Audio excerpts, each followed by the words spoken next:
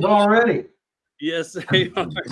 Good evening, everybody. Welcome to the Oracle Talk Radio Network. I am Michael Anthony, as you know, and this is America Disclosing Uncensored, where we do our best to disclose everything you want to know about. Thank you for joining us as we deep dive into the truth of Bigfoot. This is round two, and we're going to connect some of the things that connect with that. With me tonight is Carter Buschardt, Russell Easterbrooks, and Darrell Denton. All fabulous people, really, truly fascinating. They are book authors, researchers, field investigators, speakers. Everyone brings their own special uniqueness to us here on America Disclosing. Stories, eyewitnesses, testimonies of the past and the present, and so much more. Gentlemen, are you ready to talk Bigfoot? It's Bigfoot against football tonight. You know, it's going to be something like that, but it's going to be fine. Oh, and we've got to bring Russell back again. Poor Russell. I'm so sorry for you, brother. If you have to, call my phone. I'll bring you through. Okay, we can't hear you. I'm sorry, friend. Your mic's not working.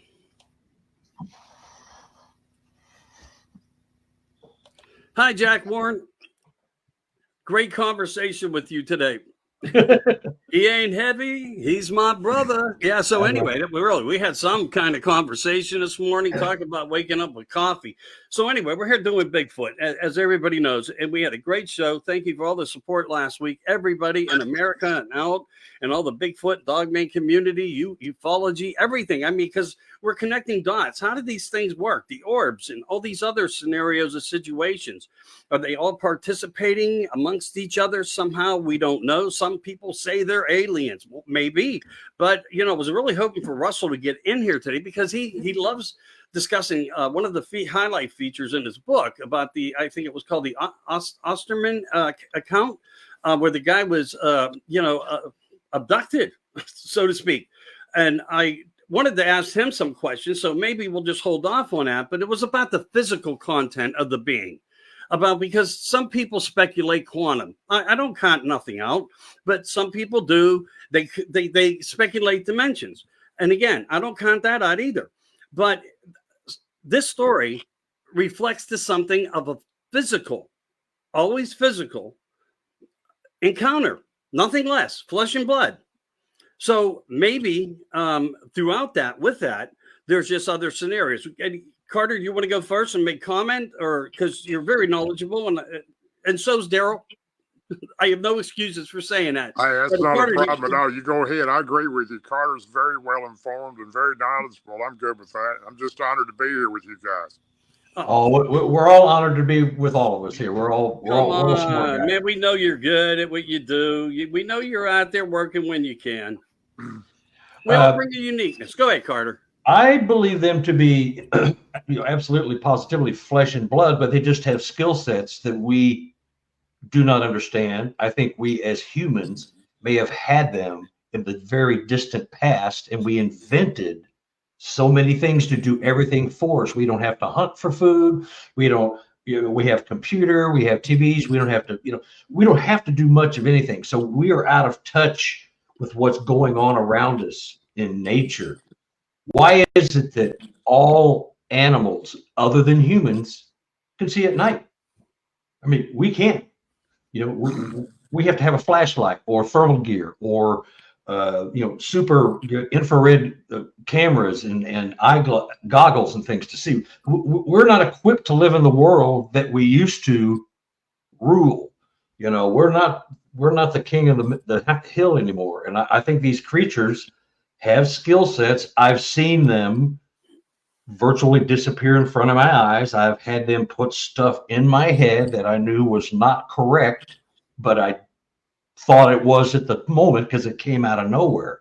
So I can't explain that other than theoretically, dimensional, vibrational frequencies, all that kind of stuff. And everybody and their mother agrees that that's possible, but they won't pin it on anything because most people, even scientists, can't explain it, or they don't want to. I believe they are physical beings that have skills that we just can't even begin to swallow. Yeah. Well, I personally believe they're 100% flesh and blood. I think they have the natural ability of themselves to go interdimensional. I think they have the powers because the vibration they have is so much higher than ours, which they can also transform themselves, I believe, into orbs or other things. You know, I'm a very close friend of mine, Mr. Ronald Moorhead, and one of my teammates in my Okay, research. well, listen, in the meantime, I can keep you live, patched through by phone. Anyway, the quantum book that Ron Moorhead has written is probably one of the best explanations. I'm going to patch you through.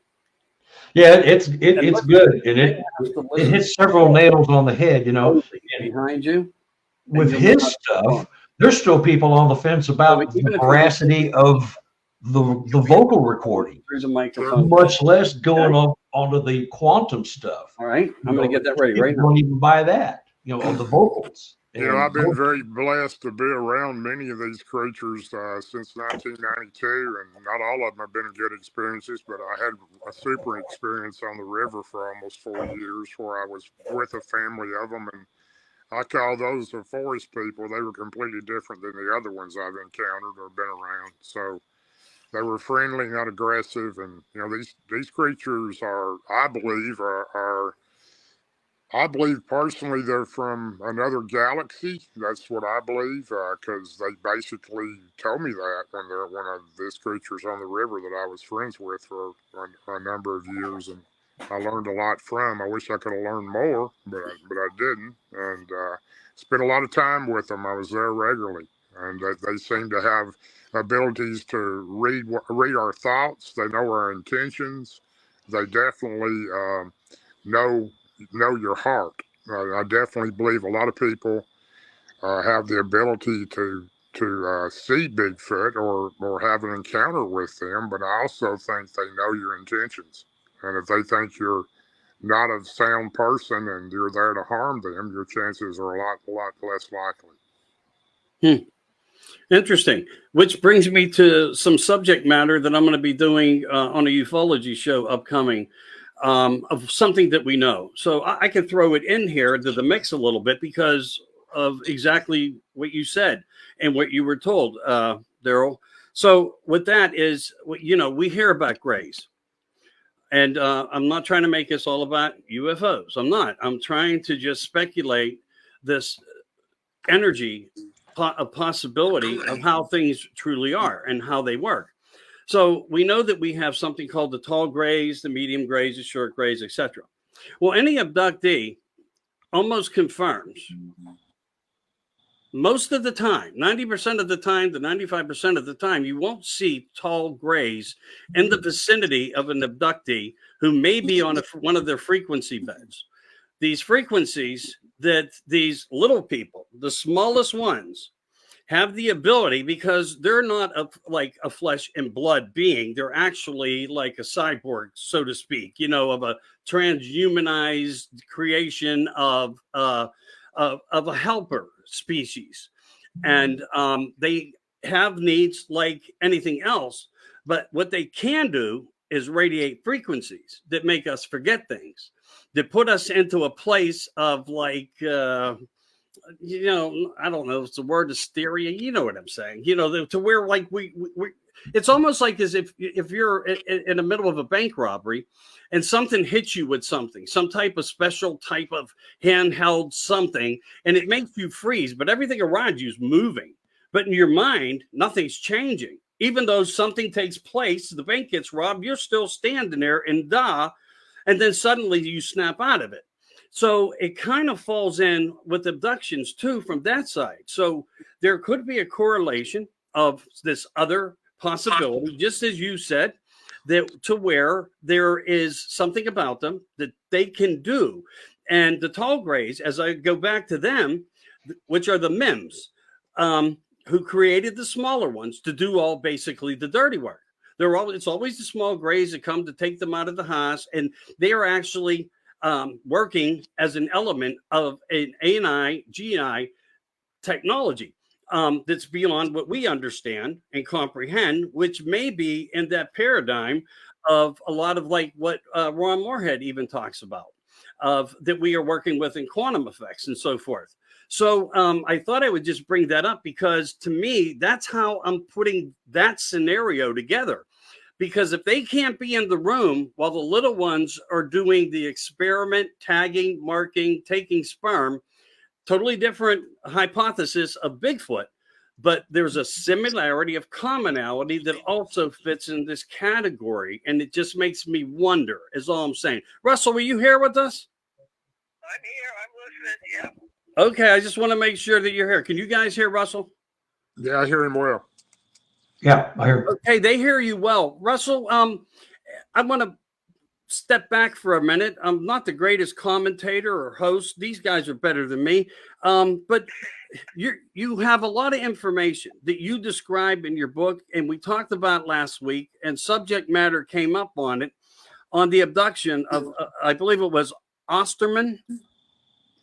And all we know of that encounter was that he describes being with physical beings, flesh and blood, physical beings, correct? That's correct. Yeah. There were 4 of them. Yep. And there were 4 of them. So there, from that side of this scenario, the element of what Darrell is describing, the theory that Carter has. Where are we, guys? I mean, how do we're going to try to put this in perspective to where people are like, okay, we're getting somewhere on something here. I do believe that there are entities. I'm always going to say that. I do believe we're working within them, that they are in our field, they are out of our field, they come and go as they want. In some cases, one side they abduct, they do things different. On the other side, they're just here with us in ways making contact. Would that be feasibly correct? Yeah. Here's an interesting thing. Michael Harrell, Pork and Beans, you guys know him? Oh, yeah. When he was in college, and I'm trying to pull up the document, but I can't for some reason. My backup is not working. But when he was in college, he, in a psychology class, or I think it was a psychology class, they had to do an interview of a certain number of UFO abductees from all over the world. The only criteria was you had to be awake from the time you were taken all through the abduction and awake on the way back home until they dropped you off or dropped you wherever they took you from. And these, I think they interviewed like several thousand people, and they were asked this one question: when you're abducted, name the 5 most numerous different races or beings you saw on a spacecraft. Greys, Nordics, tall whites, Sasquatch. They were one of the 5 most represented groups of beings that were on the craft working in conjunction, if not running the show, according to these people. I'll have to get it when I get my backup. It's called the List of Commonalities. Yeah. We and you did talk about that. Pork and Beans had something about it, correct? Yeah, I don't know if Michael and Bland are split or something, or doing their own shows, but Michael had the document. I've got it. I'll send it to everybody once I get my backup work. I may have to do it after the show, but it tells you that they are not necessarily part of the mystery. They may be part of the problem. Maybe they are ETs. I would agree. Many of my... Well, I can only say this. The ones that I spent nearly 4 years with on the river, and I was there either every day or every other day. I frequently visited this family that I met in 1999 on the Cumberland River in Cheatham County, between Nashville and Cheatham County, Tennessee. I was fishing, and it was accidentally. I wasn't researching, I was just fishing. I just went through my first encounter in 92, and I didn't even go in the woods for nearly 7 years. So I surely wasn't out looking for these creatures. I'd had all I needed to see in my first experience. But I asked them so many questions over that amount of years. It took a long time to have some trust with these creatures, and they did gain trust in me, and they gifted me, and I gifted them, and I was pretty friendly with them, and they were me too. And I asked them numerous times, "Can you tell me where you're from? Can you tell me your name?" And of course, they just looked at me, and there was 3 that I regularly seen, 2 that I seen all the time when I was there, and they weren't fully grown. There was a female and a male, and there was a larger one about 7 foot behind them. And I asked them several times. I said, "Can you please tell me where you're from? And are you from the heavens? Are you from another galaxy?" And they shook their head twice when I asked them if they were from another galaxy. Okay. So I do believe I only got 2 words out of those creatures in that time period. Now, they had their own language and they understood my native language. But as far as talking and speaking to me in English, I do believe they know how, but they didn't. But my point to this, I don't mean to get off track here, Carter, is I do believe they are from another galaxy, only because that's what they shook their head telling me yes. Yeah. Thank you for that. Let's see if we can get Russell to make comment for a minute here, because I know he's struggling. He has very poor Wi-Fi tonight. Just things aren't going his way, everybody. Russell really wants to be here. Russell, you there? Yep, I'm still here. Yep. Okay, we still getting good signal through the mic for him, guys? Yeah, good enough. I've turned mine up, my speakers up. So okay, speakers are all up. Everybody, you may have to do that at home. And thank you for joining us. I want to say a quick hello to Randall, Jack, oh, it's Jack and Linda Crawford, and there's others in the chat rooms. And please put your comments up if you want. We'll address them if we get to that, and hopefully we will. So here we have a real great scenario going on tonight of trying to put things and objective into place in play that creates an element of facts of where we are with things. And we're never going to have all the answers. Russell, you know that.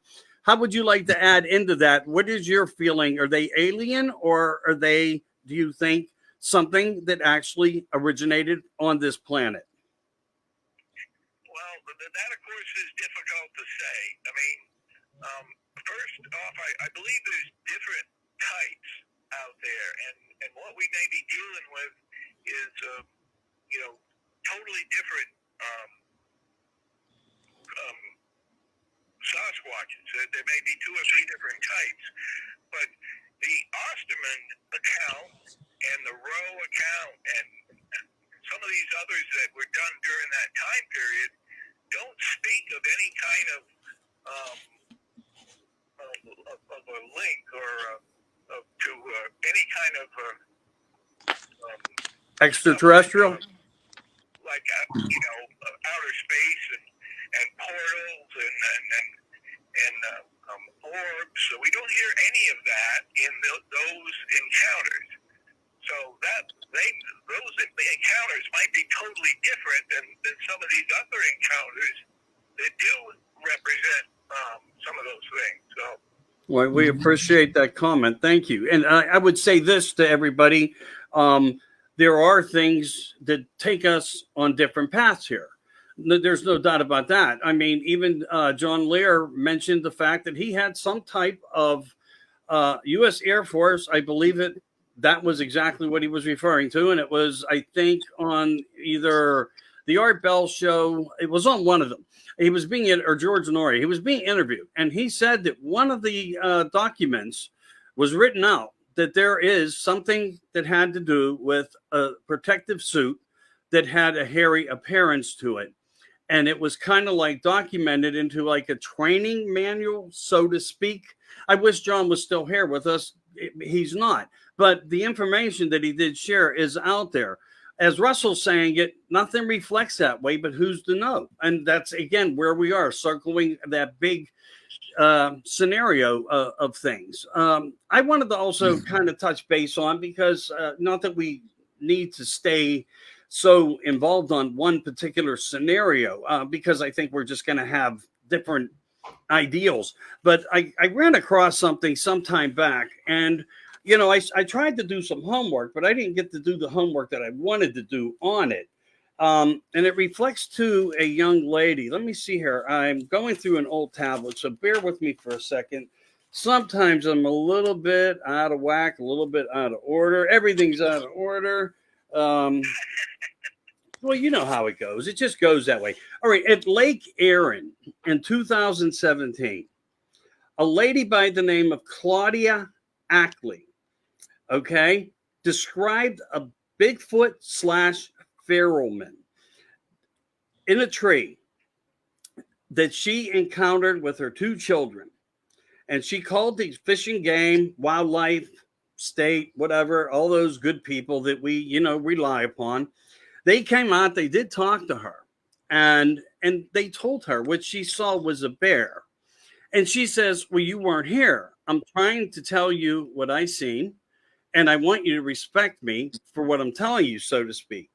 And I guess they kind of like ticked her off. So this was in March of, I think maybe March 27, 2017.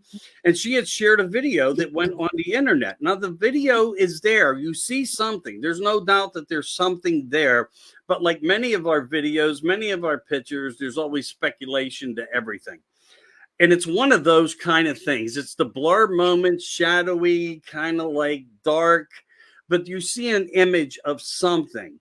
She, with her eyes, was able to visualize, and with her testimony to the state and state commission, wildlife game, etc., there in that particular area, again at Lake Arrow, that it was definitely a Bigfoot, and they didn't believe her. So she filed a lawsuit because she had concerns not just for herself, but for other people that were using these hiking trails, and that she felt that they needed to take some evasive action to put up signs, something.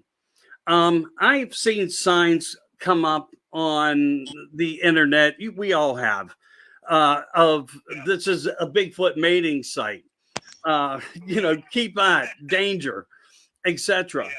So, Russell, what do you think on that? Are you familiar with this account of Claudia Ackley? I'm not with that particular account. My first thing would be to consider, it would be nice to see the image, but Sasquatch is usually considered to be quite large, and usually anywhere from 7 to 12 feet tall. And they have considerable weight. They're always in the 500 to 800 pound range. So being up in a tree does present some issues, whether or not the limbs of the tree can support that kind of weight. I mean, a black bear or something that's 200 pounds, that's one thing. But a Sasquatch that may be twice that or 3 times that amount of weight would certainly be difficult to be supported by the tree limbs of average size. Now, if you're talking about a young one, that would certainly be a possibility. Well, what we're talking about is, in her description, Russell and Carter and Darrell, she felt it was nearly 600 pounds. So I'm just saying, this is a testimony, and the Fish and Game refused to believe her story and kept telling her it was a bear, even though she made contact with it. Now, here's the other issue that I just got to include real quick. I think it's important that she, in her mind, thinking but talking, that I know what you are. Please don't hurt me. And in that moment, when she did that, it turned, it looked at her, and it stared back at her. So did it hear her? Did it mind speak through some type of telepathy, telekinesis? Who's to say? Or they can read minds, or they feel it by vibration. It can break vibrations of voice into language through their mind. Because not a lot of people talk about that either, that they may not actually understand our language, but somehow they can interpret it. That's another scenario. So, Russell, 600 pounds, she tried to make contact with it just to ask it, please don't harm us, and so forth like that. I'll let you go again if you want to make more comments, then we'll go to Carter and Darrell. Okay. I would also bring to everybody's attention to the Davy Crockett encounter, which I highlight in my book. He was actually saw an image fog and was a hairy beast that he called it, very tall, and it came out and it spoke to him in a language he could understand. So I don't know if it was French or English, but because it doesn't say. But his account is documented in a letter that he wrote to his brother-in-law. But the Bigfoot, the Sasquatch, or the image actually spoke to him in a language that he understood and told him that the Alamo was a lost cause and he should not go there because he would lose his life. So that now we're talking about understanding the future and then being able to express it to him, and then it disappeared back into the fog and was gone. But that's an interesting an account that is documented that talks about a hairy man that actually spoke to a person in a language that he was able to understand. Okay. Thank you for your comment. Okay, great. Great answer. Honestly, Carter, you're up, brother. At one of my habituation sites, the one I've been through the most frequently, the family's been there for one generation, probably a little more. And part of what they do is sit on the front porch and they throw rocks and sticks back and forth with them. They have beer and popcorn. And they just sit there and they talk back and forth or chatter, listen to them chatter. So one night I was on the porch, I was listening to all this stuff going back, and I went, "My name is Carter. Carter." It clears a bell. It comes back, "Carter. Carter. Carter." I'm going, "I'll give you $100. Do that again. I want to hear it." But that was just like, it hit me right here, right. Emotionally. I'm going, oh my God. And I have so many, I won't say so many, I probably out of a dozen, I probably have half of them, my habituation witnesses all across the country, Canada. They have heard their spouses' names called when the spouse is obviously gone. And the wife or husband goes, "Where are you? Where are you? I thought you were at work. Cindy, where are you at?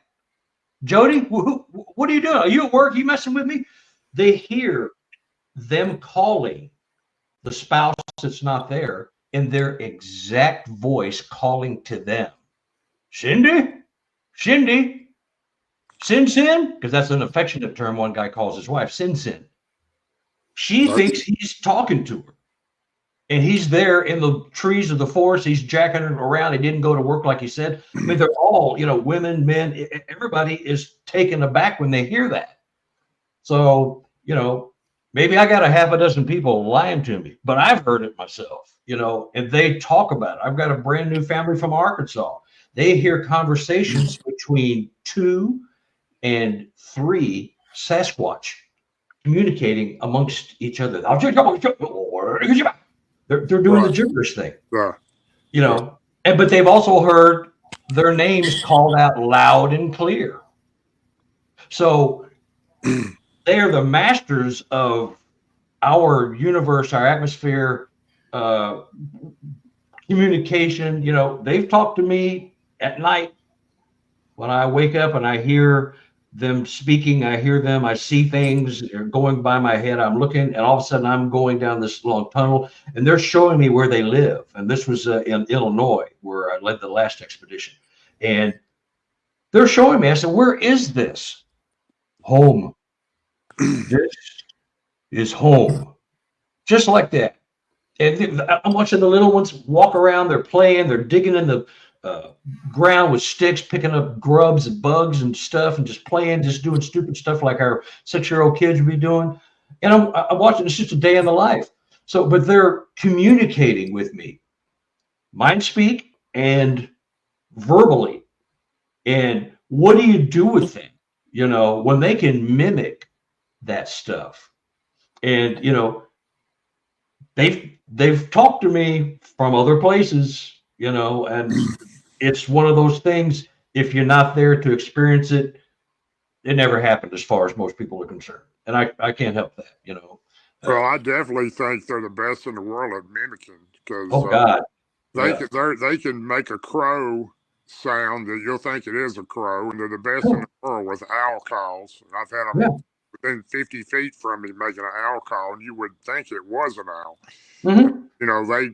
When I would leave, I would say, bye, I'll see you later. And I could hear them. I could even hear the ones that I couldn't see in the cat zoo, this real thick vine area they lived in. They would be going, bye, bye, bye. You'd hear like numerous ones over in a different area. Bye. I mean, it was kind of, I couldn't see them, but I could hear them. And the ones I could see, it was, I think the strangest thing I ever did, I became so close to this family for 3 or 4 years. I would bring them gifts, and they made me gifts, and I brought them whistles, like little plastic whistles you buy for kids at a birthday party. Had a little black string on them. You could hang them on a limb, and I had 8 or 10 of those little plastic whistles I hung up all over the tree limbs there on the river when I was leaving one day. And the next time when I came in, I could hear those whistles. They would hear my voice because when I would come in, I'd walk about 200 yards down this game trail through the woods, and I would start talking. Hey, I'm here to see you. How are you doing today? They would start blowing those whistles, and I could hear them in every direction blowing until I got to the spot where I sat down on this 5-gallon bucket I had there next to a tree, and then they would stop blowing, and I wouldn't hear the whistles anymore. But I, like Carter, have heard them make so unbelievable sounds like they were actually another person talking to me in the woods. Yeah. And I couldn't see another person, but I could hear what sounded like another one. It kind of startled me in a way, especially when I was there in the late evening in the dark. And, but I never seen any other person. I took one of my friends in there one time, and he became so frightened he ran back to my truck and would never go back. But they're amazing how they can mimic. Now you're 100% like that. I've never seen anything like it. They're so intelligent. Yeah. And they seem to know your thought train and what you're thinking. I personally have kind of tried to keep them from mind speaking from me, I guess, because when I very first got into this, I was kind of frightened of the fact I may get around some bad ones and they would talk me into doing something I didn't want to do. So, but I have Scott Pace is probably one of the best mind speakers I've ever known with these creatures, and so is Robin Haynes and Jennifer Appleton, and they mind speak with them regularly, and I'm sure Carter does too. It's pretty amazing the abilities that they do have. Yeah. And here's something we were discussing this earlier about being interdimensional, and my habituation witnesses also mention that right before a Sasquatch event, they will see UFOs or orbs, or right after a Sasquatch interaction, they will see an orb and or UFO spacecraft. Several of my witnesses say that. So is there a connection? I've never seen an alien, and as far as I know of, I've never seen any type of UFO craft that I could say for sure was a UFO type or AEP or whatever they call them now. But UAPs, yeah. UAP, whatever. I always still call them the UFO myself. It's still an unidentified flying object, but yeah, I've never seen an alien, and I'm no expert at anything only on my own experiences. But I do believe that's a very good possibility. Okay, great. Thank you for your answers. Russell, we don't want to leave you out, brother. I know you're there, and I know you're struggling with service. But no, I truly, I wish it wasn't like that. I so wanted everybody to be here, but you are. We figured out a different way to use technology.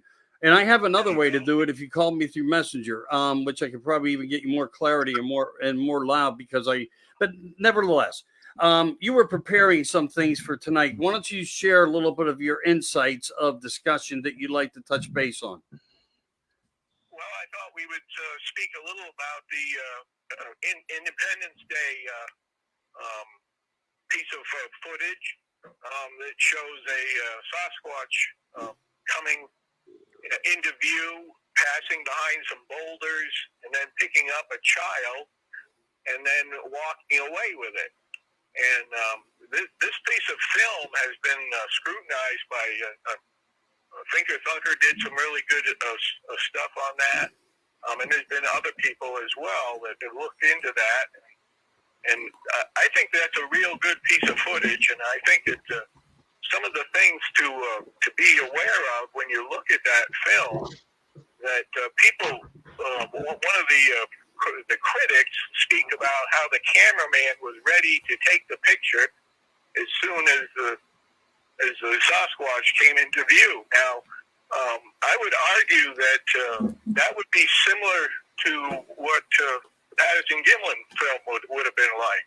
Yeah. I mean, they would have, Patterson-Gimlin both would have seen the Sasquatch before the filming started. And I would suggest that that's exactly what happened with this piece of footage as well. The camera person saw the Sasquatch probably saw the person, and then the camera was made ready and was started picking up the pictures when it started to get close to them. So I think that sort of breaks down that discussion that people have about the film starting being a question mark on that whole thing. I think that would answer that particular issue.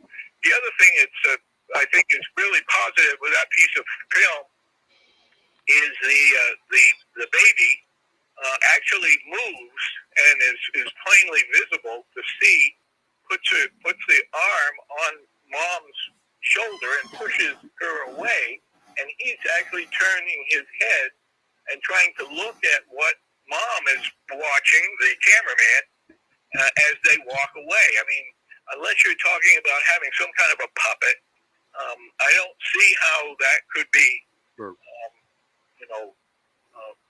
faked. So I think those two things are worth paying attention to, because I think that's a real valuable piece of film, and very likely, I think that's probably a good picture of a Sasquatch. So whose footage was that? Do we know where it came from? Russell, I didn't hear it. Yeah, okay. I'll repeat what's important. Important. Carter's asking, do we know whose piece of footage it actually is? Who it belongs to? We don't. It's just. We don't know the backstory behind that, or I'm at least unaware of it. Okay, here's something. About a month or two ago. If a person had taken that, they might have wanted to not been in the limelight. You certainly wouldn't want to put your name out there, and then so that may be a reason that doesn't have that backstory to go with it. Right. Yep.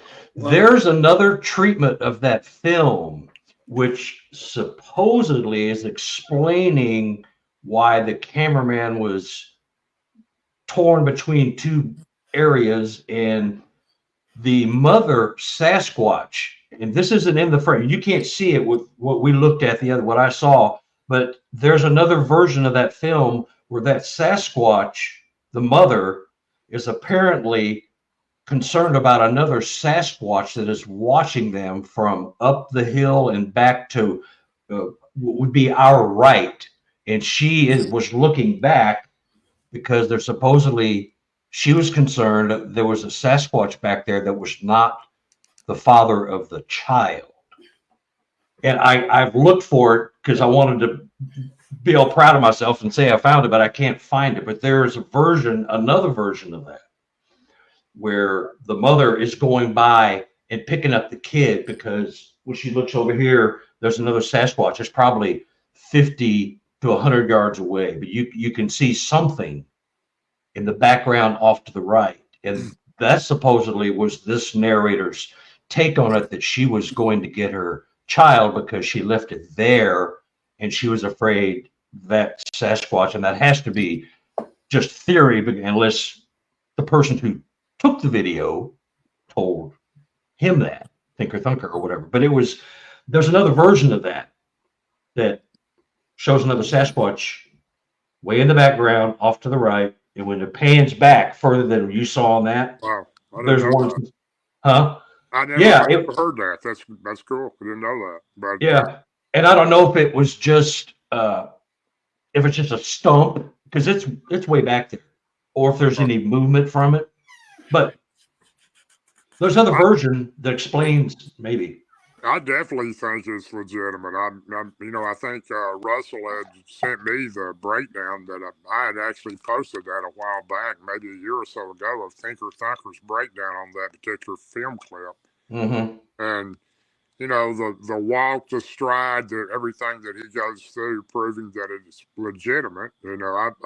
I've got it rated up there as in my top 3, right next to Patterson and Gimlin, and of course the great, Roger Freeman's, Paul Freeman's footage too. So those are my top 3, and I just think they're all credible. The Mississippi guy that's in the swamp hunting, where they get the Sasquatch tearing the bark off the tree, that's another one to me that I don't know how anybody could really say any of those aren't legitimate.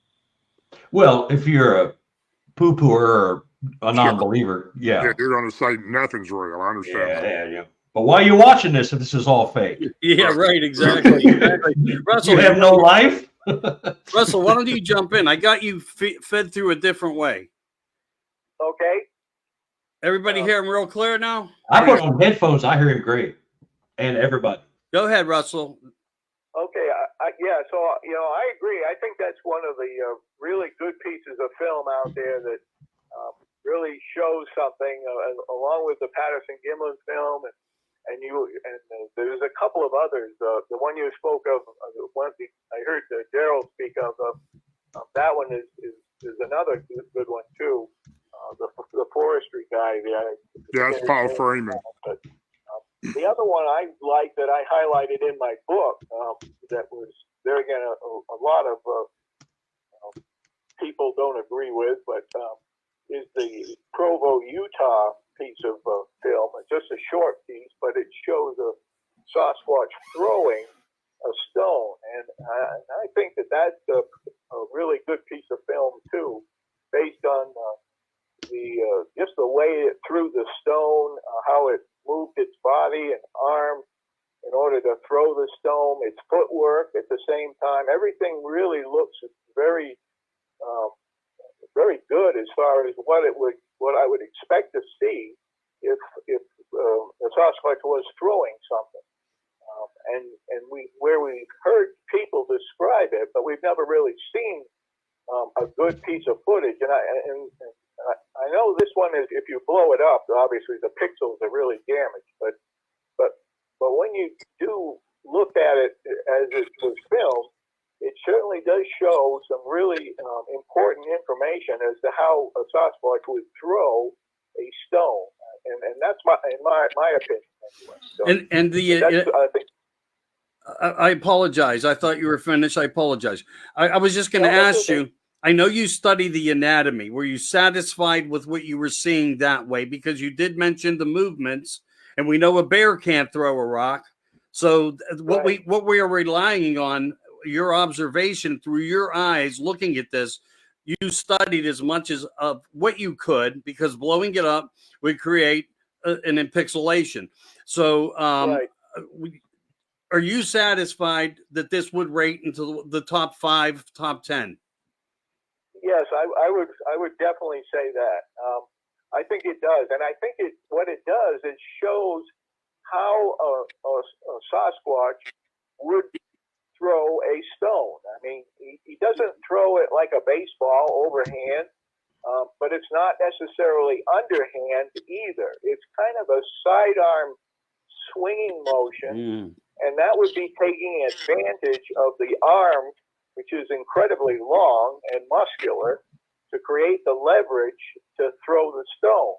So, and then when you look at the footwork and how the body twists in the throwing motion, it's all part of that motion. Motion is just very smooth, and they all work together, including the feet. The feet actually, the one closest to the camera moves a little bit, which it would have to do if you were throwing a stone in that manner. So I think it's a very good piece of footage to demonstrate that, what that would probably look like. So I'm not laughing at you. I'm laughing at somebody's comment being stupid. I apologize for that. Well, thank you, because we do need to group into category. I think if we're going to be getting together here, there with other people, other ways, bringing people into platforms, trying to break down and do the best we can intelligently, because isn't that what everybody's work's been for? We start like, we had the top 12, right, Darrell? And it took me a while to get to you, but I think we need to create like a top 10. Same with when we go back and reflected the Sierra Sons, but also knowing that they understand languages. These things could be of a higher intelligence that we don't even understand, where they understand languages as if it's maybe in a certain way. They're born with some type of ability, or maybe they are of an alien species that knows our history and has been placed here to be able to communicate at will if it is deemed necessary to do so. Scott Pace, another very fascinating, as Darrell said. Yeah, I interviewed him 2-3 years ago, and he was laying it on the line about, this contact, this language, this get close and up close to them, and he was doing it. People weren't coming up with this. They were living it. I mean, in some cases, I know that there are some informations out there that don't roll that certain type of way. But, I mean, truthfully, when we get down to the dirt, the nitty gritty of it all, I mean, how many thousands of people are we going to claim are all wrong? And it's the same with our pictures. It's embarrassing in certain ways. I even put up a post in one of the groups tonight on, I think, America Disclosure. Look, people are not going to always agree with what they see, but, if they become rude about it, or I feel they're becoming suspiciously rude, even through the little emojis laughing in our face, I'm just going to remove them, because I want logic. I want logic to take the way. I agree 100%. Yep. Hey, by the way, guys, I just sent all three of you. It's easy to look at something and say, no, that's no good. No, that's not. But it's like, if you're going to say something like that, you better be able to, supply some kind of information that describes what you think it is then, or what you just can't put down other people's, opinion. I mean, because they're entitled to it, but and we don't always agree with everybody, but No. all we can do is study these pieces of film that are there and listen to the backstories when we can get it. There again, that a lot of people don't want to be involved, so they don't want to, give a backstory, explain why they were there or what they were doing, or or because they're afraid that the news trucks will come into their yard and people will come around, and a lot of people don't want that. So, okay. Yeah. Thank you for your comment, Carter. We're going to go back to you now. Apologize for that. Yeah, it's okay. What I was going to say, I just sent all three of you the link to that video showing the other Sasquatch, the third Sasquatch. Okay. I found it on that Thanksgiving Day. Right. Yeah. I just sent you the link that's got the film I was talking about, where he goes back over here, and that's not included on that version that we all see. So maybe there's two different versions. In that version, it shows what he says is another Sasquatch. The woman, the mother, was afraid of that Squatch, and that is why she took the child and got it out of there, because that was not a paternal family member. That was maybe another Sasquatch, and they have to protect him from the males. I don't know. That may have been supposition. But anyway, you all got that link, and you can see it. It's interesting. It throws more questions than answers, but it's well, that might explain the camera panning. And maybe, when they did the editing, they cut it a little too soon or a little too late. And we see that and we're trying to explain it when there's an entirely different explanation. Yeah. Don't know if it's true or not, but you all got it, something to look at. Yeah. Darrell, do you want to weigh in on that, or do you want me to start up a different scenario? Since he brought up a holiday, it triggered one of these moments. I apologize, but no, really. So about 3 years ago, and I'll do this real fast. So anybody can interject. Hi, Cindy. So sorry. No, you're good.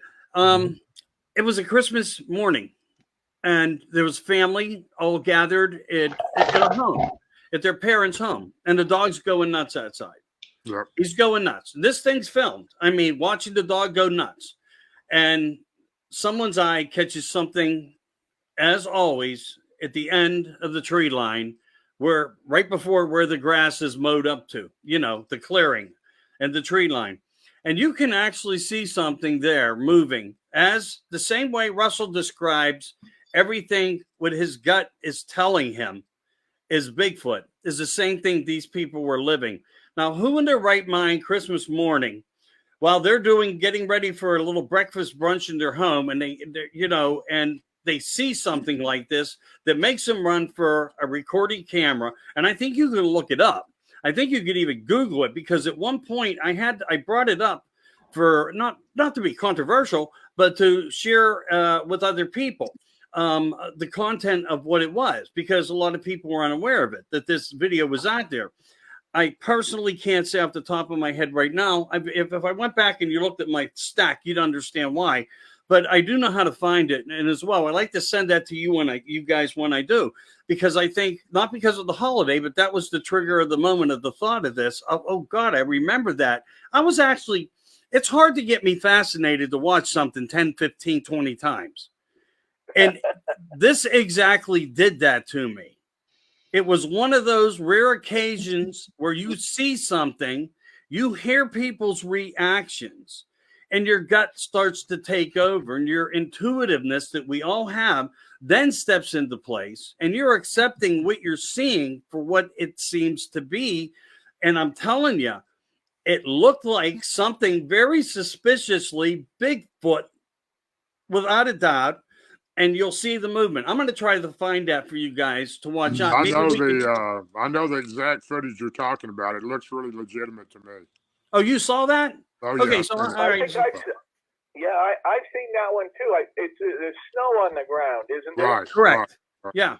Yeah, I think I've seen that one too. I think it was in Canada. I'm not sure, but the dog was barking at it, and you could see the image of something walking in the wood line, going from tree to tree. There was considerable size to it. Very considerable. Yep. Yes. Yep. But the dog never really went too far off towards it. It stayed at distance, but it was barking at it pretty. I think that's the one you're speaking of. Yeah, that's the one. I would think that but again, I'd still like to, let's bring it back up. Yeah, I'm not familiar with one. Let's get it shared back out. Let's look at some and analyze some of this to where, people are like, hey, these guys are trying to bring credible information. And that's what I think. I'm not saying that everybody out there isn't trying to do that. Of course they are. But, I think it's time in the community, because we're seeing so much dismay and so much ignorance, to where we start putting up the best that we can analyze through, because of what we studied, what we researched. My God, Carter, you've done so much. Russell, you've been doing it. You're speaker, lecturer, and you're the pride of the community of Bigfoot. You're one of the pride. So are you, Carter, and so are you, Darrell. But the point is, we need to now, I think, start to focus on certain case matters that aren't being talked about that way. And maybe here's where the answers are. Maybe we'll pick up some new facts today that we missed yesterday, that we could discuss and bring to light. And I think just because we're talking about this, even right now in this moment, Russell, I really wish when I said to you, Russell, do we need to go over anything? I would have had a secondary intern behind me putting all this stuff up. You keep that in mind when I say, Russell, what do I need to do for you? That's part of the why I asked that question. But we can get it out. We can re-talk about it at another point in time, of course. And again, if you want to be a guest on, one of the Sunday Night Lives of our, trying to get to the bottom of everything, of all the things that go bump in the night and more, this is where I'd like to have people come here to use their voice and know that, whatever they say here, I take highly seriously and I protect it in the same mannerism. But I think we all do. And I enjoy this. And by the way, Russell, in case you didn't hear, I think you had helped us get up to like 4,500 just on Facebook alone. So a lot of people watched last week. Yeah, a lot of people watched, and a lot of people were coming in and out tonight and looking and whatnot. But remember, it's football. It's football versus Bigfoot night. You never know. That kind of thing can happen. But I want to also say to everybody, you're listening to the Oracle Talk Radio Network. This is America Disclosing. My guest tonight is Carter, Darrell, and Russell. Unfortunately, is having trouble, but we got him landlined in, and we're all here. We're doing the best we can, and we thank you for everything you do. Please like and share. Get it out to your groups. That always helps me. That really does. But I remember, I do this for you. I have no gain except for the fact that we can teach everybody. We can teach each other. And that is the most precious part of how you achieve something in your life, in my mind. Carter, what else fascinating has blown your mind? Well, I wanted to respond to the Steve Ghostman, but I can. Yeah, Steve's up there. That's right. Go ahead. Okay. What I was talking about earlier, he's brought up exactly what I was thinking, wanted to talk about. There's a book by Lloyd Pye called Everything You Know Is Wrong, P-Y-E, Lloyd Pye. And it talks about, and his second book is called Everything You Know Is Still Wrong.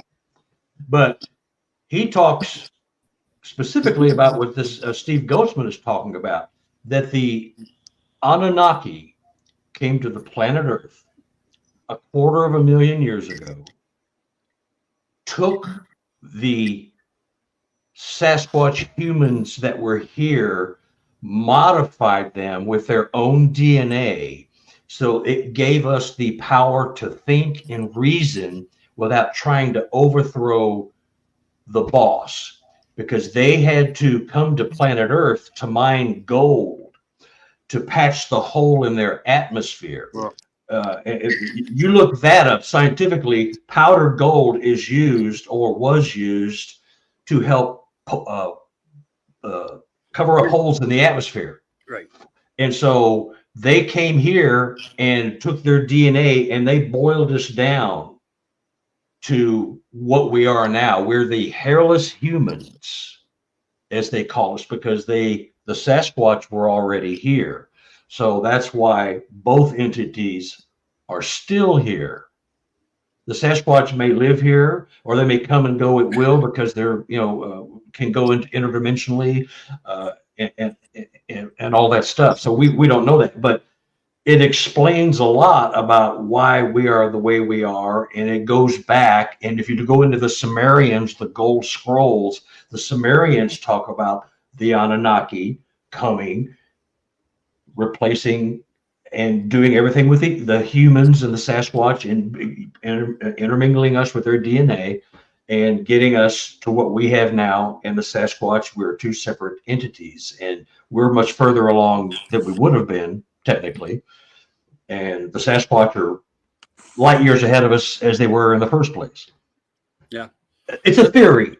No, and it's a good one. It's a good one. There's also another theory that goes with it, because of the arguments between Enlil and his brother, that was the separation of powers, because we as humans that they have created to put us into a workshop for them, you might say, to mine and further for benefits to the Anunnaki, where you have Enlil and Enki fighting.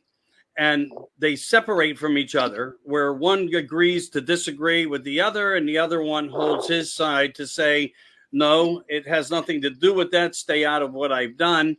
And you have what's what you have that you're left with is the good side and the bad side.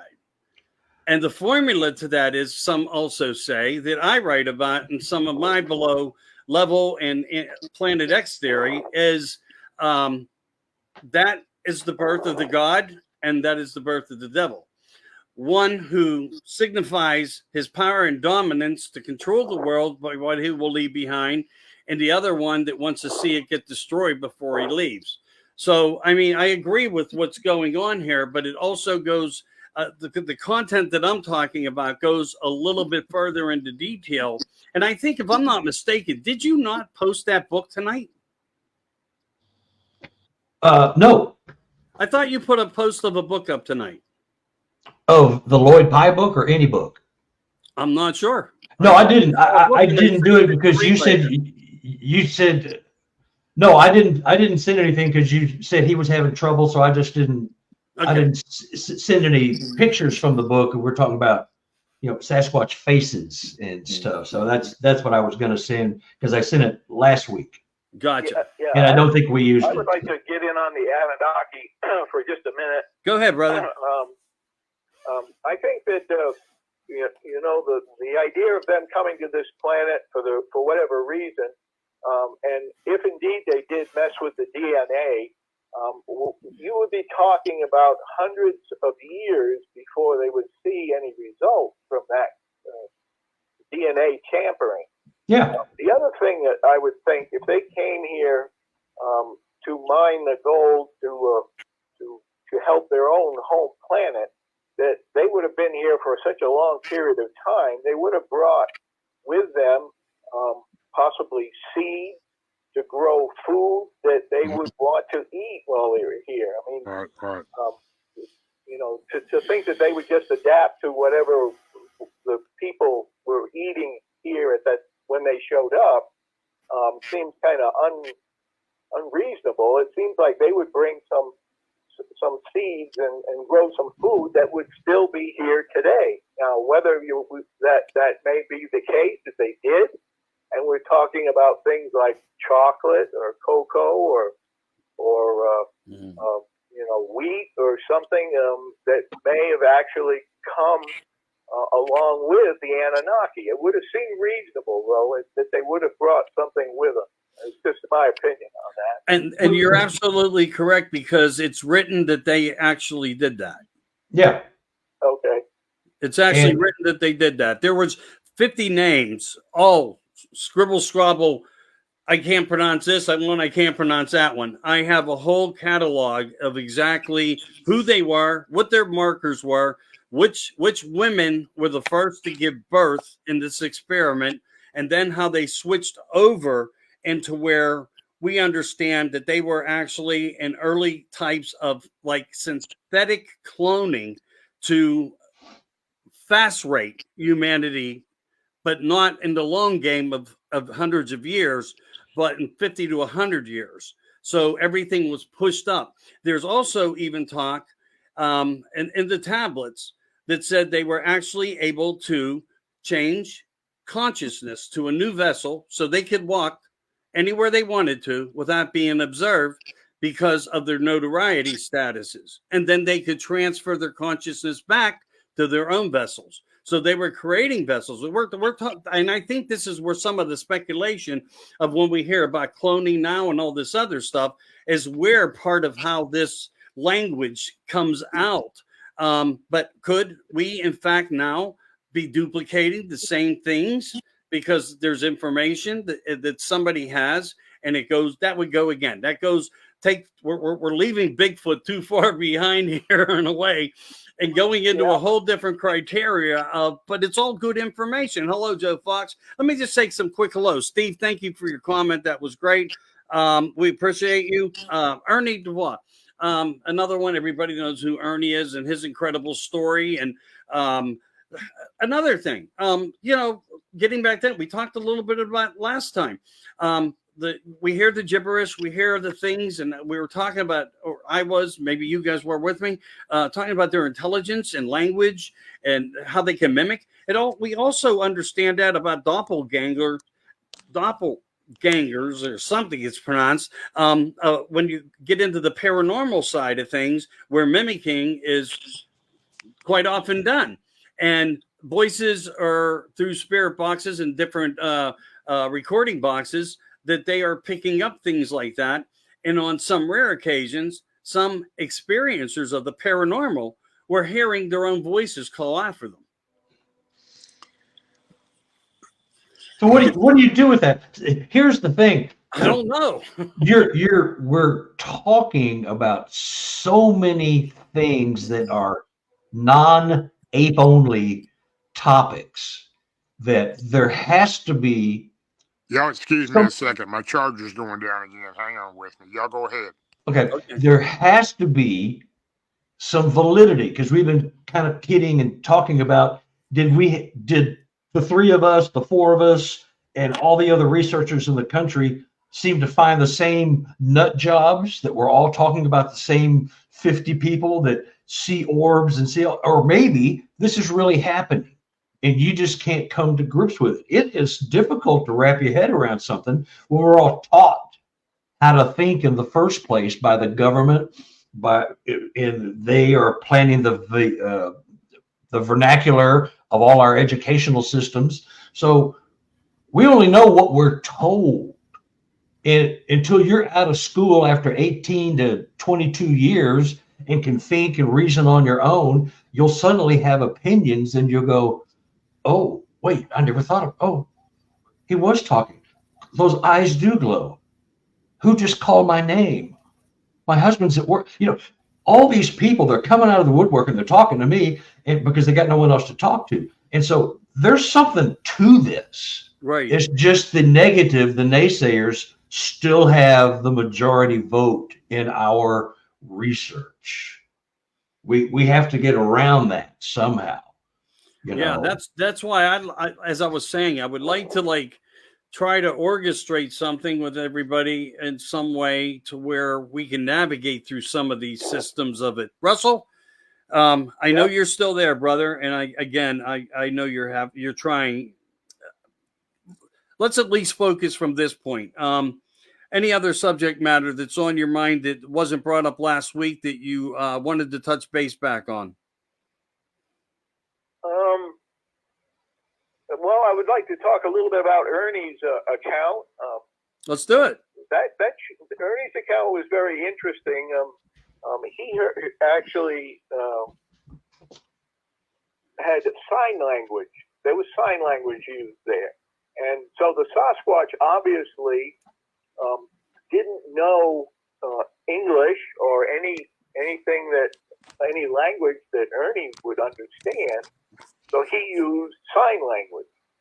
Now, when the Sasquatch left the area and then spoke to the second Sasquatch that came into view, he used his chatter talk. So that was their obvious language to be used between each other. But that shows that when Ernie observed them, that they used the sign language because they couldn't, or they would have if they could have used English or known some of what, or mind speak or something. They could have done that, but they didn't. So I think that's an important thing to think about in that. And when you look at the Osterman case, we see the same thing. When the Sasquatches speak amongst themselves, they use the chatter talk. That's their language. But yet when Osterman tried to leave the area, the Sasquatch spoke a word that he thought Osterman would understand, which he didn't, but he thought it would. He didn't use the chatter talk. So there again, that's a conscious effort, a conscious thought process to do that. So in those two cases, they really didn't speak. And in the Osterman case, he threw his hands up and in the stop sign saying "stop, don't leave." So that was basically sign language. Yeah. The young one also used sign language, which I thought was pretty interesting. For the young Sasquatch, when Osterman made the drinking cup out of a tin can for him, he took the tin cup and showed it to the big Sasquatch, and then came back to Osterman and pointed to the drinking cup, and then pointed to his sister.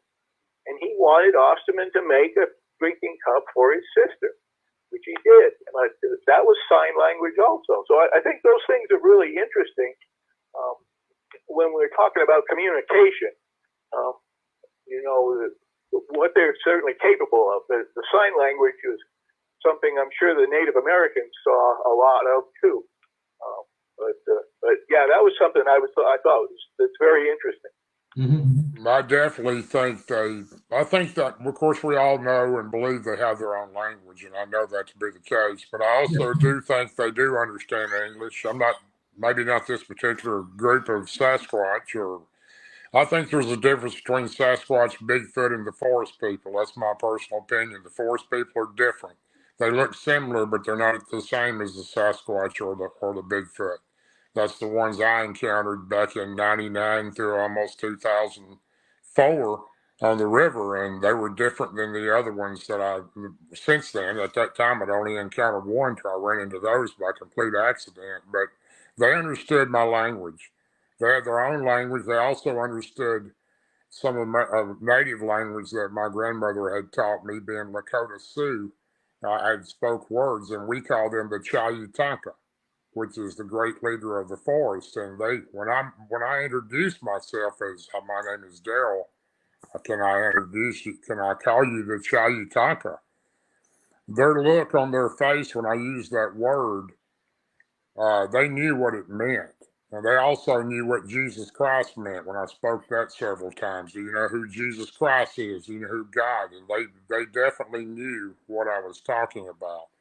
Now, I didn't get a complete vocalization in an English language I could understand from them on a regular basis. I wish I had of, and I sure tried to. I spent a lot of time with them and gained their trust. But they have a lot of different ways to communicate. What mind speak, going back to that, I think they can do that. I don't think all these creatures do the same thing. I think some are more capable than others. I don't know why or why not. Some may not or may be able to do certain things other ones can't. And I do think there are different types. I know there are. I think I've seen at least 3 or 4 different types. There's a big difference. It's just like, the people here on the earth that we know of. When you get to the Asians, the Americans, you're talking about different cultures, different type of people. None of us communicate exactly the same, but we all have a way to communicate. And I think they're a type of people, an ancient people. I don't know if they're humanized people, but I call them a people. The ones on the river that I became friends with were so intelligent, but they knew exactly my thought train. And I think that was the most impressive thing. Sometimes I'd be thinking something and they would be, by their expression, knew what I was about to say when I said it. And I was quite frightened of these creatures for a while till I became more comfortable with them. So as far as communication, I think they're variable in 3 or 4 different languages, as knowing the languages, and of course having their own, which I think we probably all believe they have their own language. Mm-hmm. Ron Moorhead would tell me that they would get in what he called the tree, the fort they made up there in the Sierra Mountains, and they would get in there at night and they would hear all these things make these crazy sounds and this gibberish and such loud talk and conversation. They were just waiting for the minute that these things reach in and try to grab them. They were have to shoot their way out. Mm-hmm. And this went on from, I think, 1971 to about 1974 till they realized that, these creatures were trying to communicate with them and talking about them, and they would mock them back. If you listen to the Sierra tapes, you know what I'm speaking of. Mm-hmm.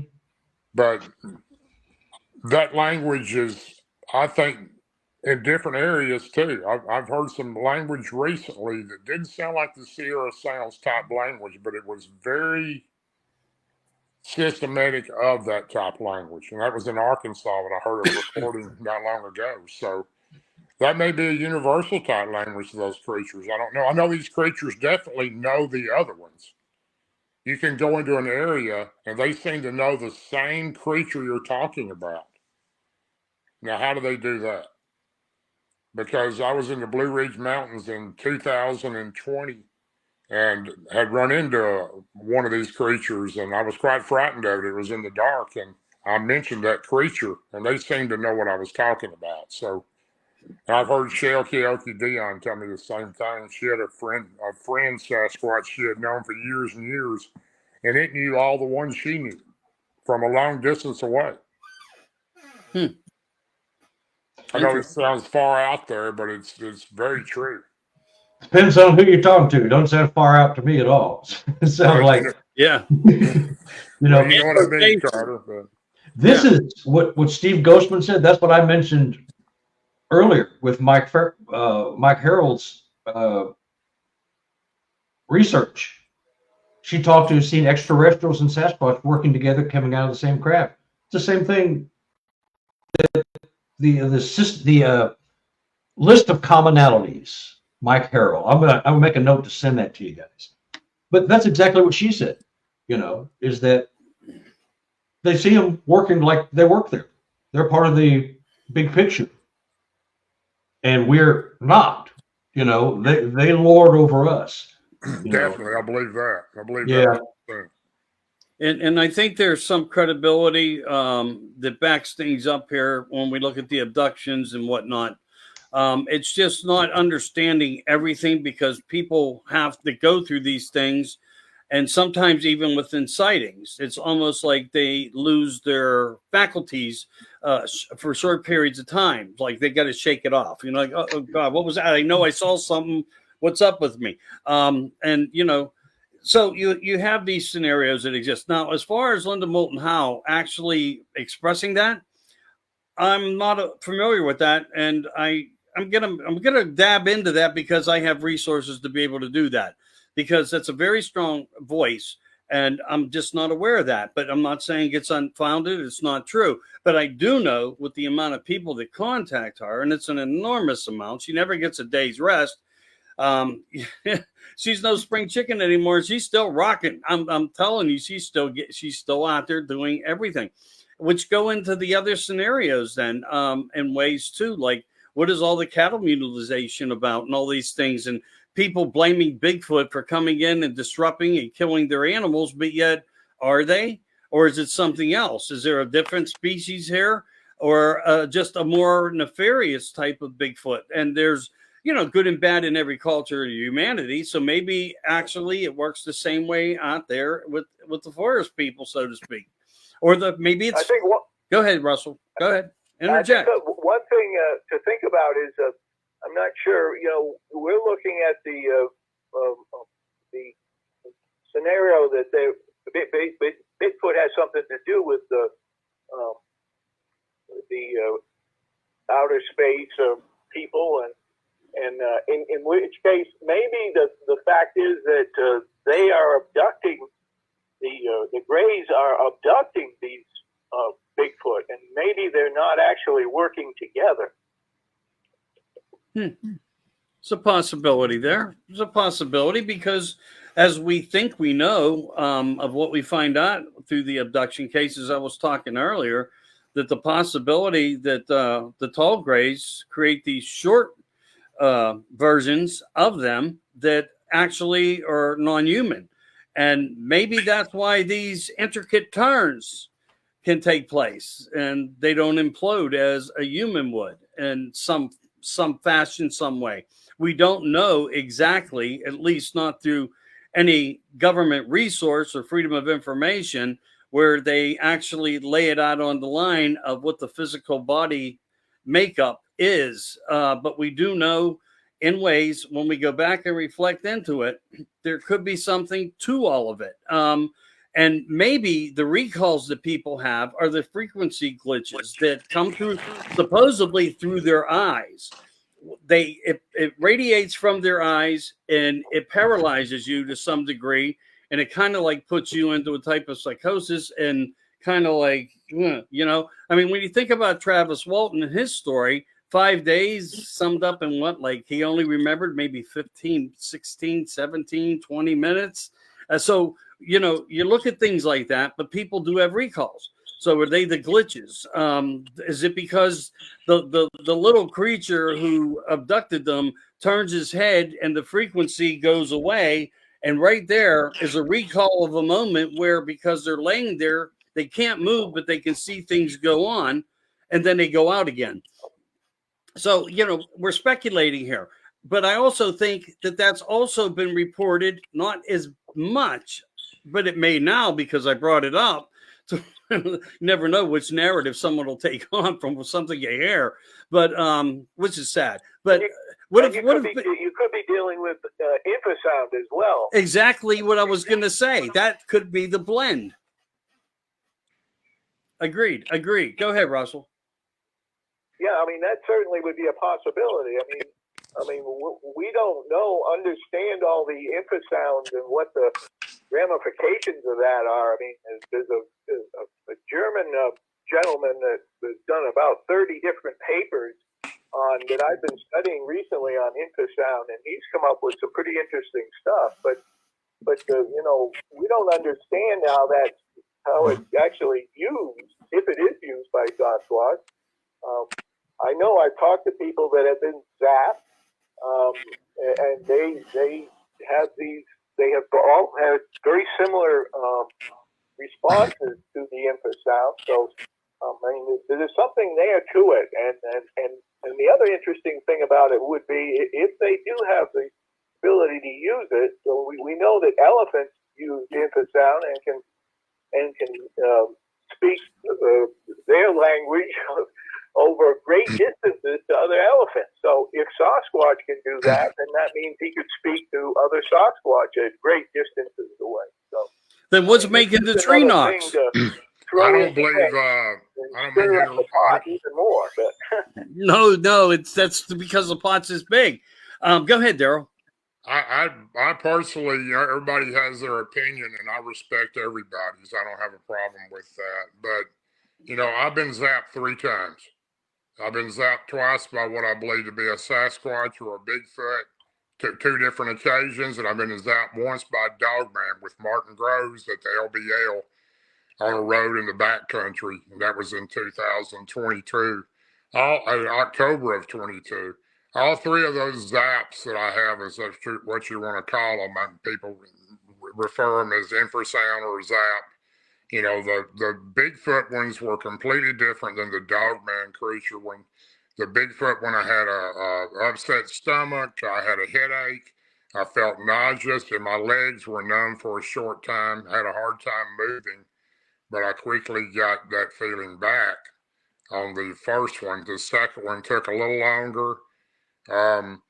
The one with the dogman was completely different. It was all in my chest and my head, and I had a real hard time getting my circulation and my feeling back. And I thought my friend Martin Groves was going to completely pass out. He couldn't breathe. His tongue swelled up. His throat swelled together. And we were on a backcountry gravel road and way far from, you know, civilization. And I personally believe in talking with, when we've talked about this at our camp that we go to on a regular basis, I'm talking about Barton Nunley, Ron Moorhead, and Martin Groves, my 3 research partners that I'm with normally all the time when I'm researching. We believe it's a type of radiation. I don't believe it's any type of infrasound like an elephant or and that's no disrespect to Russell or anything like a whale or anything. And it's kind of strangely that Joe and Jesse, my close friends, Joe and Jesse Doyle of Hellbent Holler, they actually carry a Geiger counter with them now due to the fact of the zapping. And they have picked up radiation in the area, in the foot track, of the creature, or whatever creature this could be, whether it be a Bigfoot or a dogman tracks they found. They picked up radiation with the Geiger counter in that track. And that's another reason we've discussed this over the years, why we think it is some type of radiation, because my body had the same type of effects as what I've read that a small amount of radiation would give you. And it took Martin a week to get over this last time that he got zapped, and we were in the land between the lakes when the dog man zapped he and I. He was sick for a week. You have a rash? He had, I don't know that he had a rash, but he had a real hard time breathing for a week. He felt weak. He felt demobilized. He couldn't hardly go. It was just quite frightened me pretty bad. Martin's been my best friend 43 years, and I've never seen him get quite like that before. And he and I have been in some crazy areas over the years, but I thought he was literally going to pass out because he was gasping for air. His throat and his tongue swelled up and his throat swelled together. That was what he was telling me was going on. And it took him a while to get over it, but, he did make it through that. But, I don't know what it is, but I'm completely strongly believe that it's some type of radiation. Okay. Well, maybe that's has a lot of facts behind it. I mean, it's another way to look at it for sure. But maybe, did anybody try using dowsing rods while that was going on to check the ley lines and so forth? And this dark energy versus light energy disruptions, where one will do something totally different from the other one. They're working at the same time, but opposite, not coming together, working in unison. We know that is where there's a disruption and an energy line comes up. It can cause, if you have an overfeed of energies, that can happen. Also, when you hear about if you're above a mine, then there's certain cracked areas that become open naturally. And because I was even talking to somebody earlier today, where they posted something where they were out looking in an area of caves systems and so forth. And when they mentioned caves to me, one of the first things I thought of, old mining tunnels, possibly, maybe not, in every case, and then methane or some other type of toxic gas coming out. So did you check the air levels as well as the electrical levels? You were shaking your head, yes. So I'm just going back to the ley lines. I did a lot of study on that for about 2 years, actually, being a good friend of mine that lives in the Okanogan Valley of British Columbia, Rick McKenzie, and he's very familiar and very well educated on the ley lines. And it's quite a coincidence to me when you lay everybody, those ley lines are everywhere. I mean, you could have one going through your backyard. So these things, that what I understand, the ancient people actually built the temples in areas that had a strong basis of ley lines. And if you lay the map of the United States out and you look at all the missing people, how strange this is, and you lay all those missing people, when I'm talking about possibly Dave Pilatus 411 missing people, Can-Am Project, for example, when you lay the clusters of the areas, and there are clusters of areas where, for some strange reason, there's more people missing from that area than other areas. You lay those out across the United States map, the missing people clusters, you will find the ley lines will crisscross more in that area than they do in another area. And you will also find out that the cave systems are right below where the biggest cluster of the missing people are. And the Sasquatch sightings. Exactly. That was my next phrase. Sorry, Exactly right, I'm sitting there going, oh, he's on it now. That's yeah, you're good. right. You're exactly right. One of the other topics of the subject matter with that is also the military-industrial complex of the systems that lie below.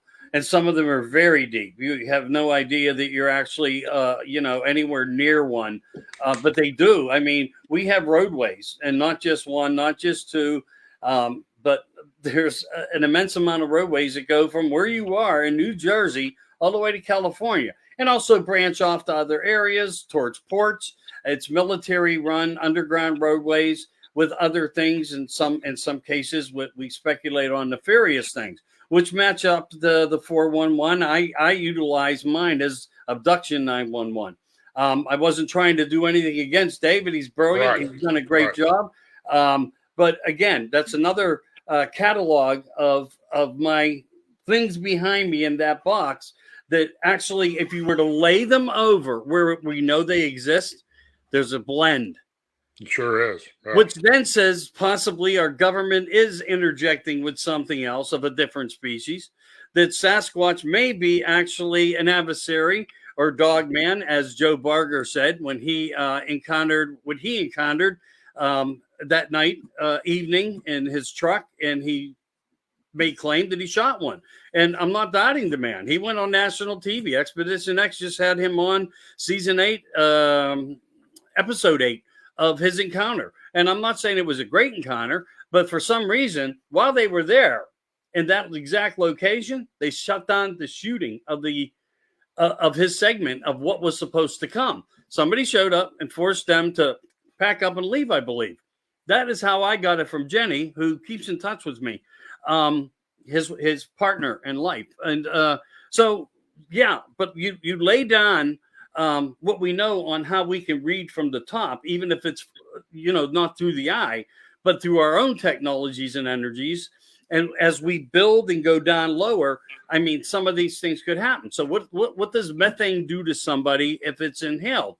Well, you could hallucinate. You could, in fact, have a lot of different types of, things occur to you. Again, it blows the lid off of more questions than answers, but at least we're discussing it.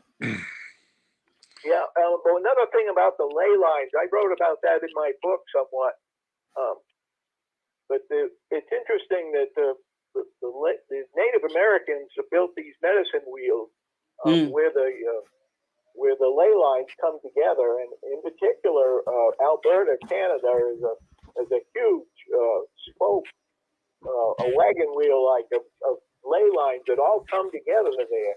Well, the Native Americans built a lot of medicine wheels in that area, so they have to be able to understand or feel or get a feel for the ley lines to be there. And it's like, there's a picture of a medicine wheel that was built by a Sasquatch.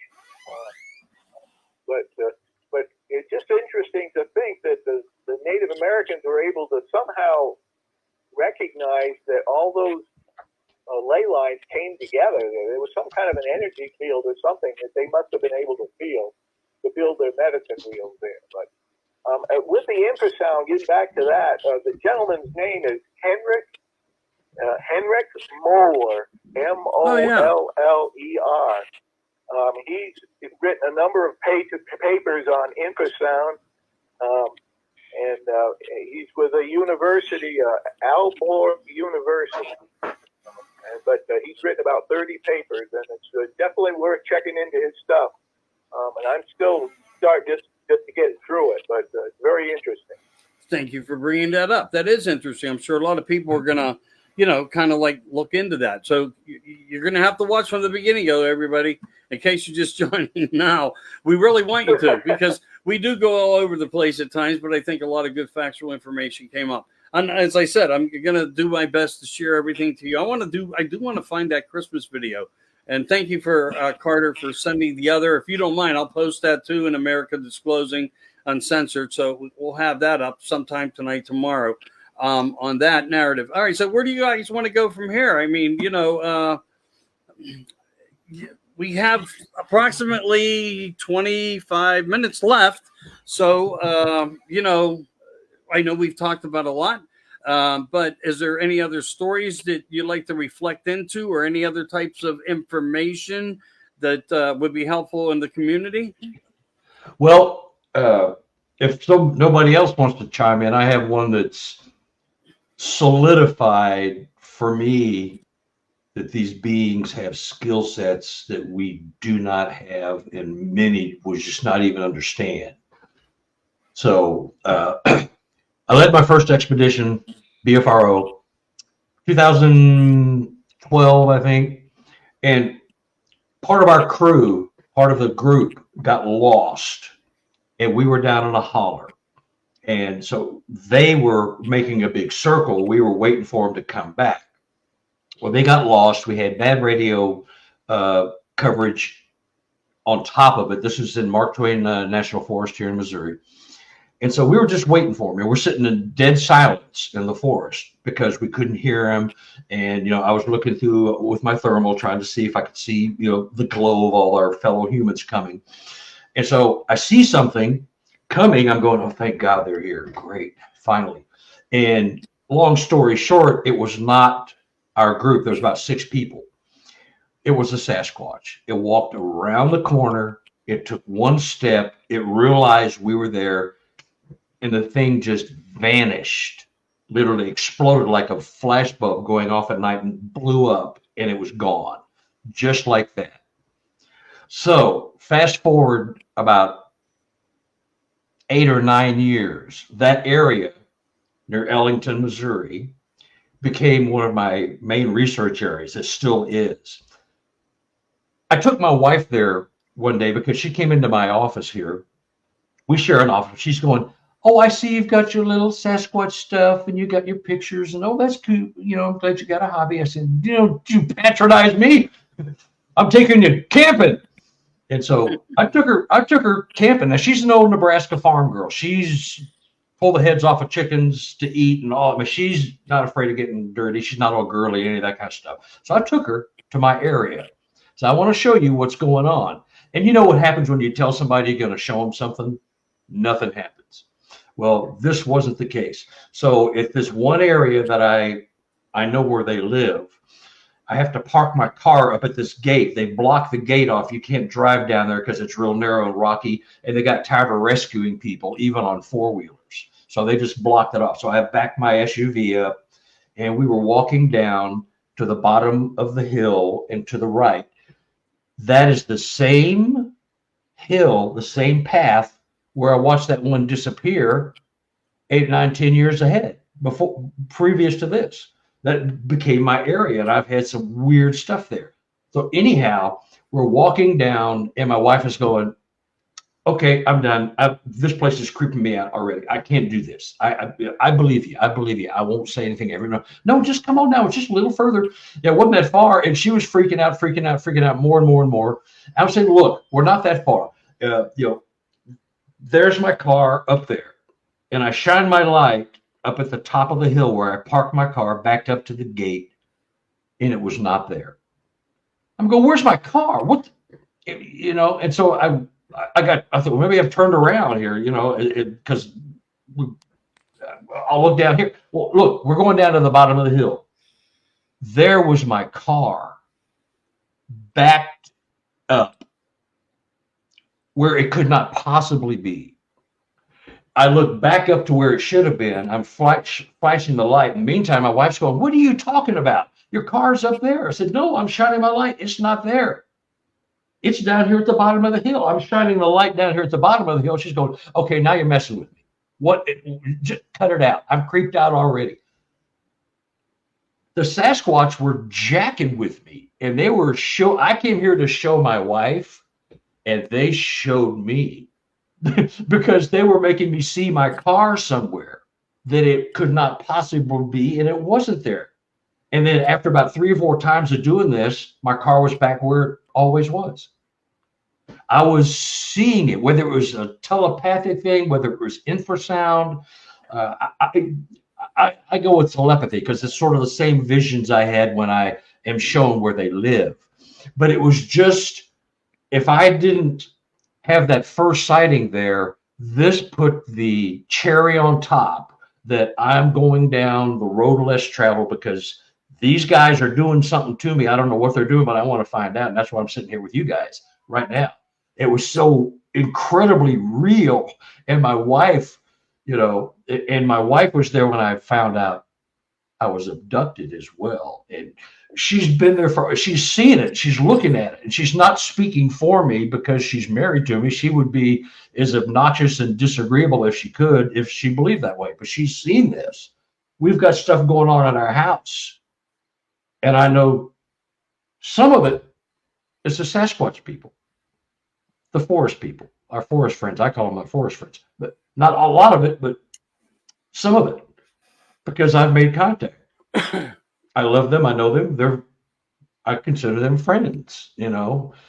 But so anyway, it's things like that.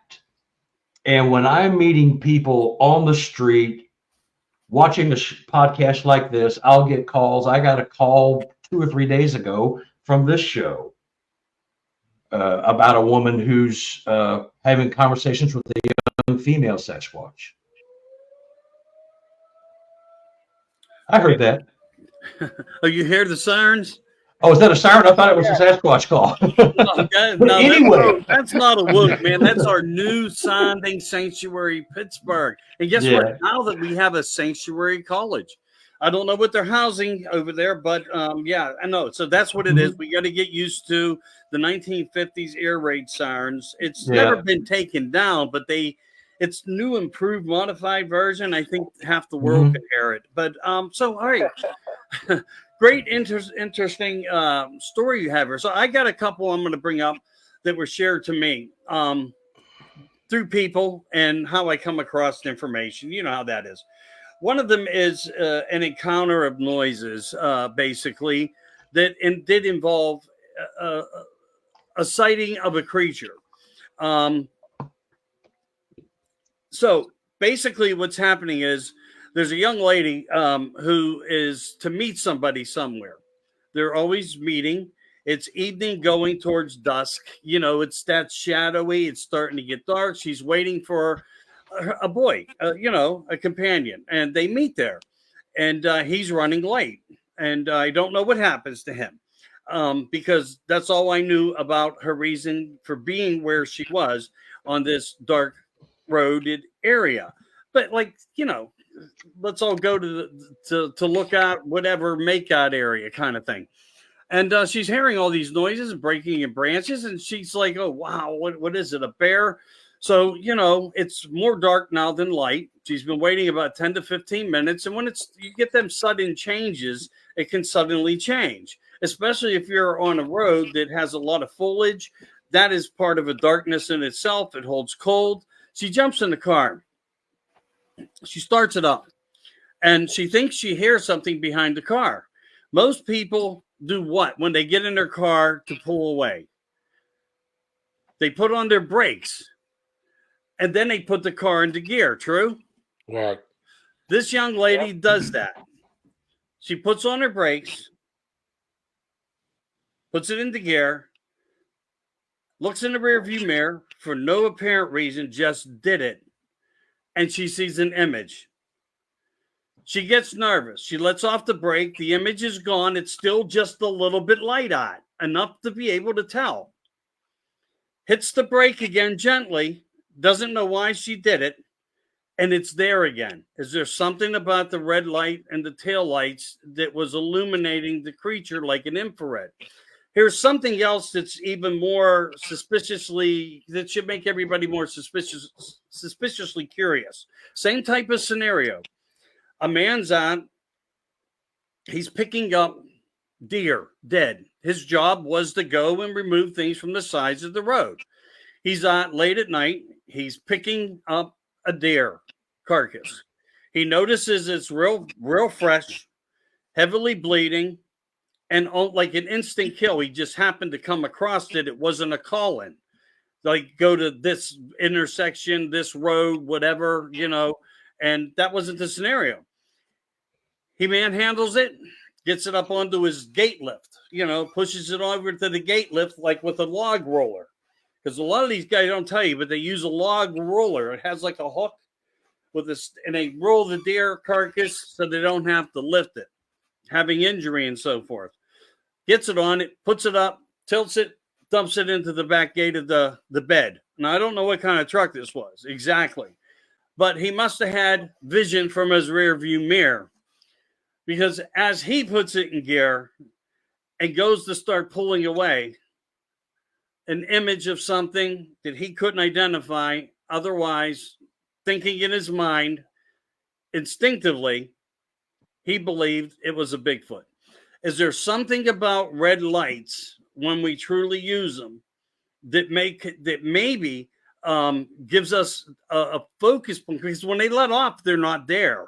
When they seem to apply them, the reason I brought this up was the case of information that about the red tail light lenses. So, look, I know we have one rock star in the room right now who doesn't talk about his past, and he was a pretty damn good drummer. And but we're not going to get into that whole aspect. And you know what gel filters were, right? In the old days, can lights. Yeah. Have you ever thought about, now that I'm telling you that, about maybe possibly rigging up some type of, not LED, but maybe an old can light? Because the only thing that I found when I had holes in my tail lights as a kid, and the police would pull you over and say, get your tail light fixed. Yep. I would put gel filter over it because it kind of blended the light, and they quit bothering me because I didn't have the money to fix it. So I'm just wondering if it's something that we could tool up together with and utilize it as a tool when we're aiming out there some way, because you can buy these spotlights and it has a little couple infrared that doesn't reach more than 5-6 feet if it even goes that far. Where if you have something that you could put over a high wattage, a luminescent kind of light and put a red gel filter, maybe we would be able to detect more. Well, that, of course, would suggest that the creature can see color. I know they can see color. Yeah, we just can't at night. I have no doubt that when I went into the woods numerous times, the creatures that I visited regular, I would actually put my regular clothes back on, and I always had the same type of clothes. They definitely don't like red. They definitely don't like orange. They don't like plaid. It made them nervous, those colors did. I don't know why. My guess is it's probably related to a hunter. So, or the fact that we could see them like they did with when their tail lights illuminated at them, they appeared. Nope. No, I don't know the answer to that. Now I'm just talking about my attire that I wore into the woods. That colors they did not like. I don't know what you're stating there about the tail light. That's kind of interesting. So maybe something that y'all have hit on there. I'm not very much aware of that. Oh no, yeah, me neither. I just thought they blended. Go ahead, Russell. It's just interesting that so the Sasquatch has such excellent eyesight at night, to suggest that they could see color as well during the night would just be interesting. Well, what if their infrasound does something to keep them blended and like out of our eye spectrum, and this light generates, and projects backwards? If they're close enough to that, maybe they don't like it. I'm just speculating here because they know that we'll be able to see them. And if they are this intelligent, if they are of an alien, or they're schooled, or sometimes they're just know, however they know, I don't know what that is. Maybe that's one of the reasons. But I thought that it was pretty cool. But we do have a comment here. What do we got there, Carter? My one-eye bandit from the UFOs screwing with me tonight.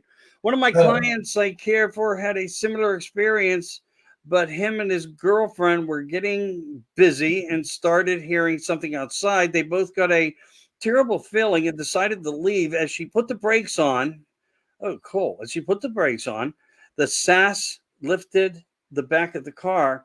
He put it in gear and let off the brakes and floored it, and he let go.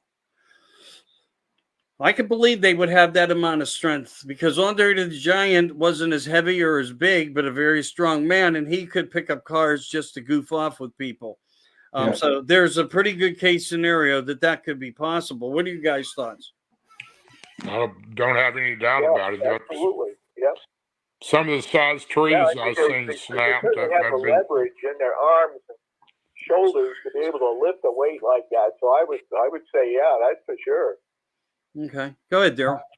Some of the trees that I've seen twisted, you know, and I'm talking about up high. And I've seen quite a few forest people and Bigfoot in my lifetime, and I don't believe ever seen one over 8 foot or a little more than 8 foot, but tall wise, I'm talking about. But I've seen trees as big as my arm, just the limb coming out of the actual tree, just twisted like it would take enormous strength to do that. Yeah.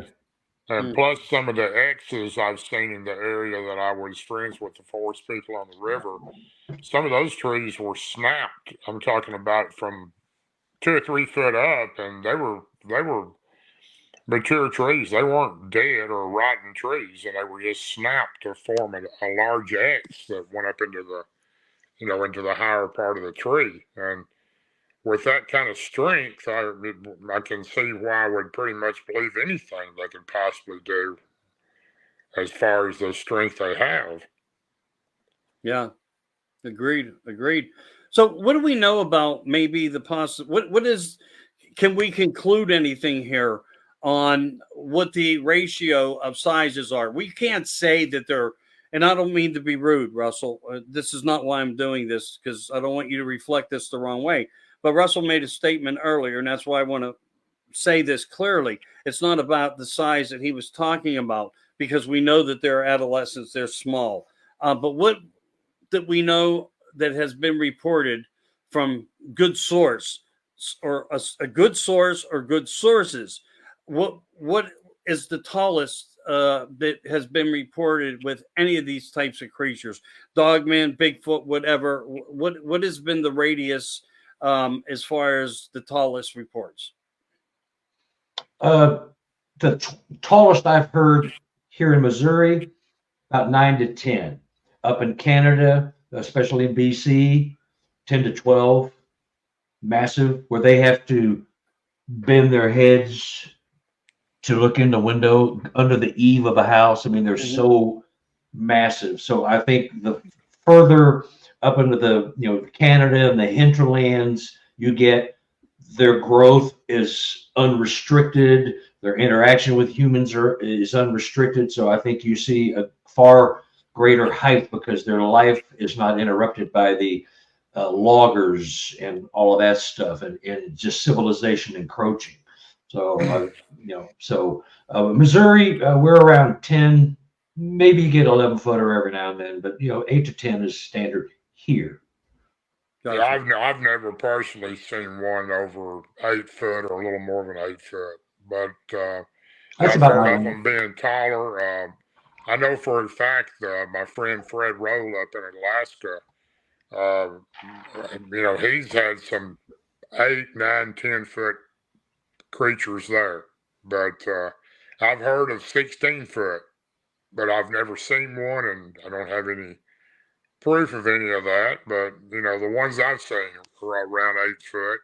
Yeah. In that area, and I've seen some shorter. That dogman, I've seen 3 dogmen in my lifetime. The first one was in Tazewell County, Virginia, and it was maybe 6 foot tall. Looked like a massive German Shepherd, big body with a head like a black German Shepherd.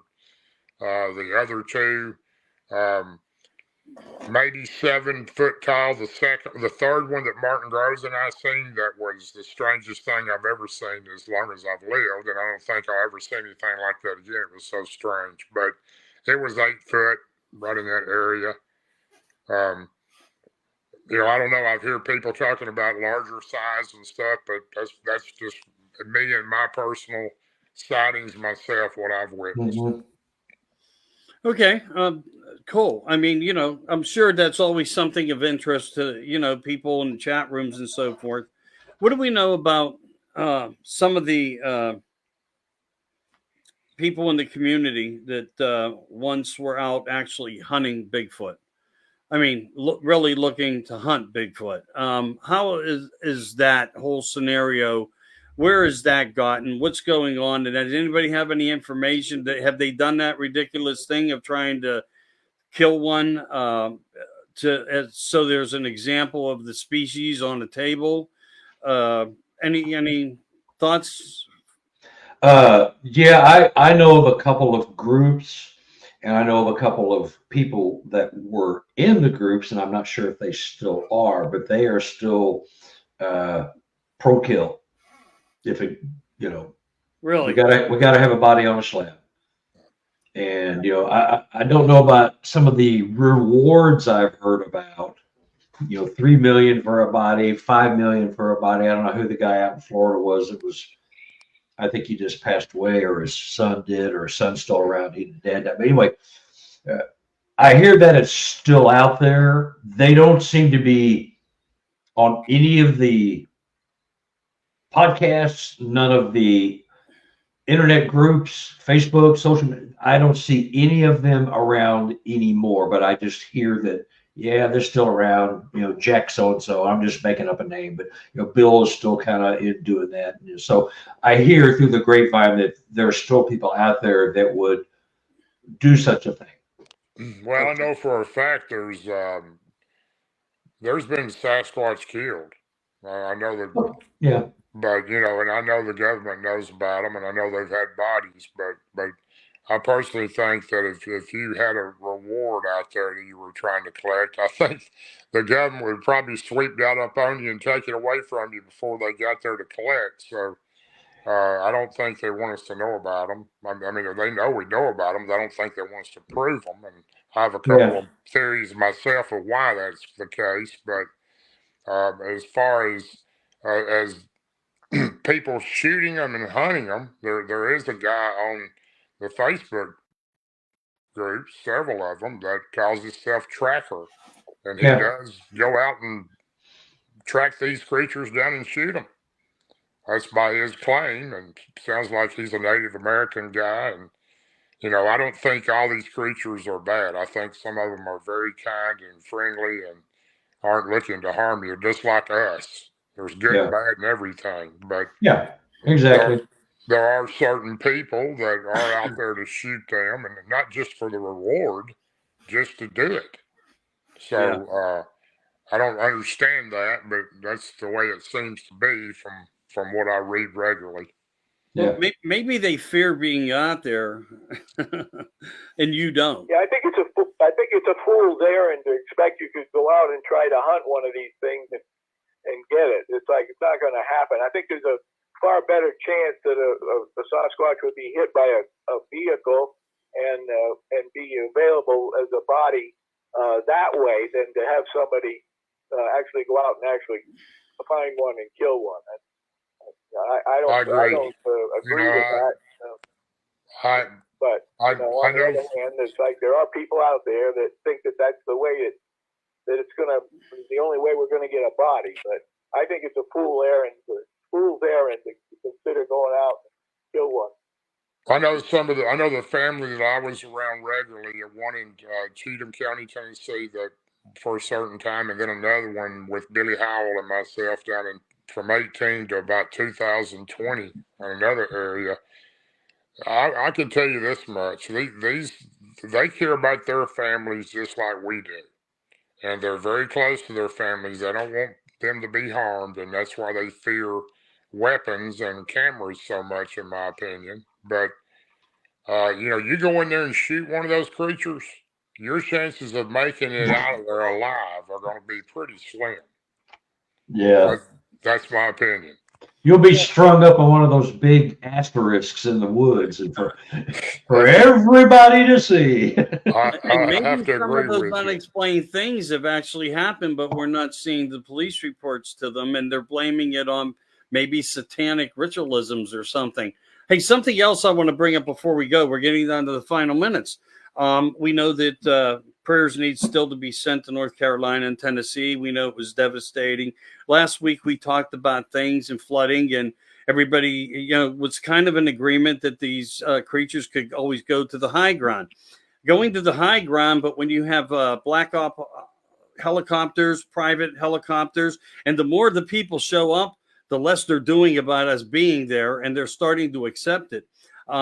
And we're 100 miles in circumference in all directions, looking to see if there's any survivors who got stranded, who walked long distances and got lost. So we are in the outer reaches. We're not seeing anything, even within some of the best highlighted map areas of sightings. Any thoughts on that particular thing? I just wanted to bring that up, but also extend prayers to these people down there.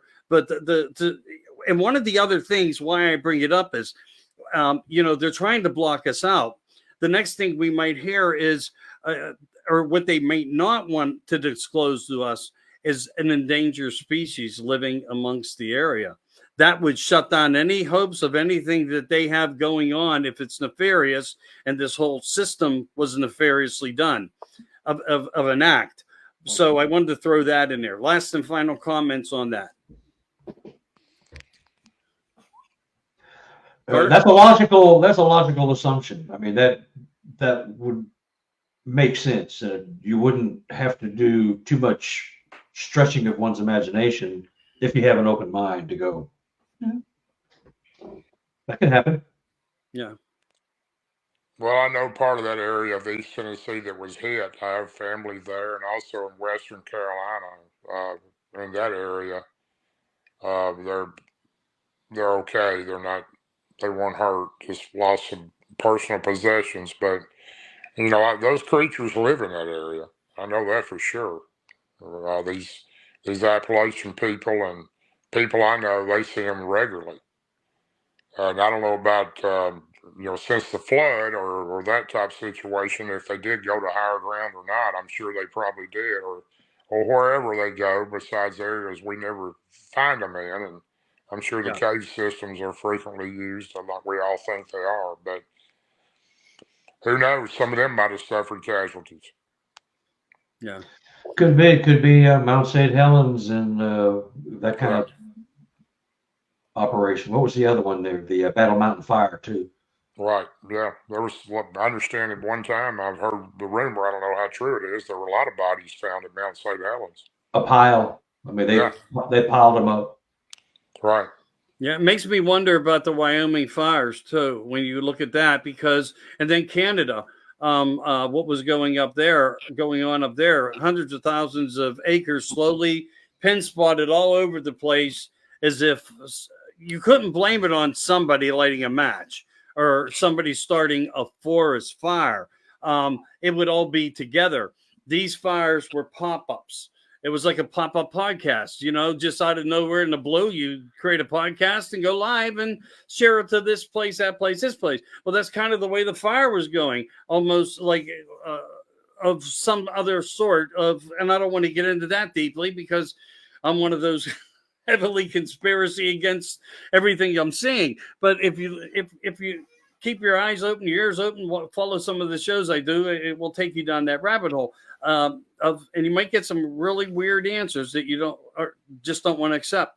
So before we leave tonight, I think we had a really great conversation. Russell, I'm so sorry that you went through this tonight. Do you care to tell anybody about how they can get your book, please? I'm going to hold it up for you. Okay, thank you. No, it was fine. It was just as good talking on the phone. It's like, I appreciate being part of the group, and hope we can do it again. My book is available on Amazon. It's also available on eBay. The ones on eBay are signed. I'm selling those myself, and those are signed copies. The Amazon ones are not signed, but that's where you can get the books. And I appreciate everybody who's purchased one, and I hope that they got something out of it that was beneficial. So thank you so much. No, thank you, brother. I appreciate it. And again, my apologies. Things didn't work out. I feel bad when that happens. All right, let's go to Darrell, because I know you had a busy day and you're working 6 days a week right now. Anything you'd like to do, or do you want to share any winners, or I'll just shut up? No, I mean, I have to get Russell's book. I have all of Carter's books. I enjoyed every one of them. I'll have to get Russell's for sure, because I know he's a great author and a great person. I just encourage everybody to, if you would, join our group, Bigfoot Believers and Other Creatures. We're one of the larger Facebook groups out there. And our research is starting up pretty soon. I appreciate you supporting my good friend Martin Groves. He has his third book coming out. Should be out any time now. It's called The Devil's Backbone. And then also Barton Unley has numerous books that he's written over the years. And of course, Ron Moorhead's got a brand new book that came out this spring. I was with him when we promoted it at the North Carolina conference. But I appreciate you supporting those guys along with the guys here on the show, Russell and Carter. And I'm honored to be here. Thank y'all for letting me be here. Oh, you're very welcome. Carter, go ahead. We know you got a handful of books too, and you're always up to something. You're probably working on something in the shadows. Why don't you share with us how everybody can get in touch with you? And Russell did tell me last week that he had a really positive sales thing happen for him. So I'm hoping that happens for you, or did happen. And share, brother. Yeah. Well, I got 4 books. This is the one that seems to be getting everybody's attention. I got 4 books. Most of them are on habituation. Sasquatch, Evidence of an Enigma, 1, 2, 3, 4. You can get them. My web page is sqexplorer.com.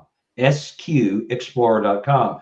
My email, sqexplorer@gmail.com. You can get me either way. I'm doing a special on my books right now, but these are all well researched. They're full color. They're autographed. These are all real, down-to-earth people telling the truth, God's truth in front of me. And you just have to read these and understand, because you may understand a lot more after you're done, like with anybody's books and programs. So anyway, yeah, this has been a blast talking to peaceful, loving, respectful researchers who aren't arguing. We agree, we disagree, we agree to disagree. This is how it all should be in the Sasquatch community. Sadly, it's not, but it's getting there.